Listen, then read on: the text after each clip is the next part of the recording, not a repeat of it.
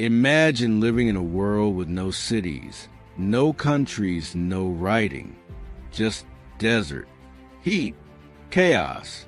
Now imagine one river changing everything. This is the story of ancient Egypt, one of the first great civilizations in human history, and how it rose from sand to greatness. Welcome to History in Motion.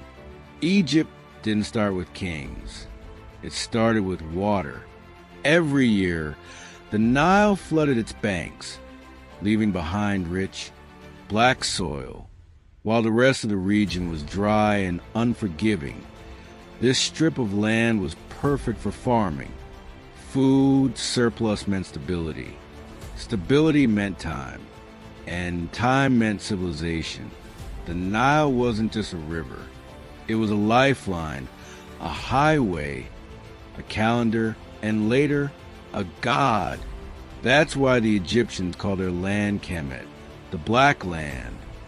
By around 4000 BC, small farming villages appeared along the river. Over time, these villages grew, competed, and organized themselves.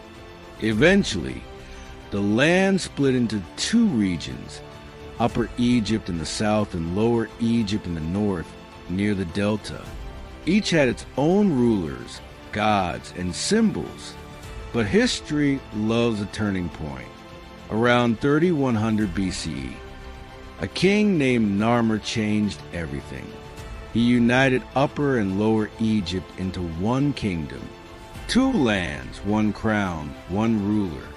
This moment marks the beginning of dynastic Egypt. Narmer wasn't just a king. He was seen as a living god.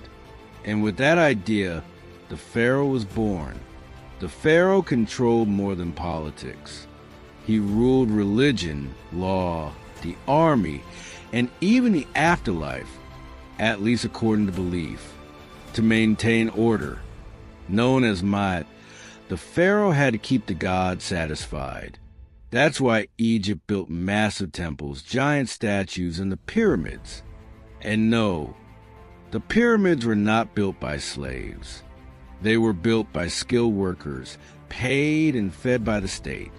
Organization, belief, and power combined into monuments that still stand today.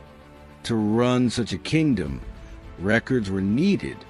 So the Egyptians developed hieroglyphs, one of the world's earliest writing systems. They made advances in mathematics, medicine, engineering, and astronomy.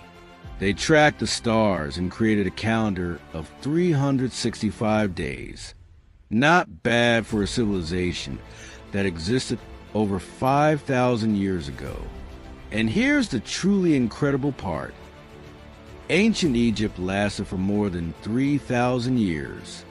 Natural protection from deserts, a reliable food supply, strong traditions, and deep religious beliefs kept the civilization stable for centuries. That stability was powerful.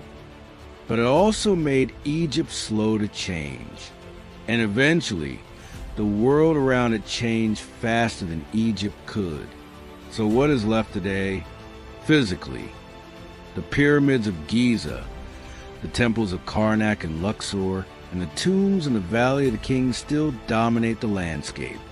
Culturally, Egypt lives on through ideas like centralized government, architecture, medicine, and even the way we measure time. Ancient Egypt never truly disappeared. It lives on in archaeology, tourism, movies, games, and our fascination with the ancient world. From a single river to one of the greatest civilizations ever built, ancient Egypt didn't just survive history, it shaped it. And this was History in Motion.